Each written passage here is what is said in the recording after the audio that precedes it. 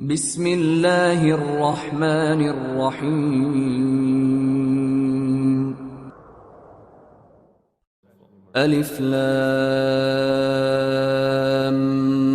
میم. الف لام میم. ذلك الكتاب لا ريب فيه هدى للمتقین. این کتابی است که هیچ شکی در آن نیست و مایه هدایت پرهیزگاران است. الذين يؤمنون بالغيب ويقيمون الصلاة ومما رزقناهم ينفقون.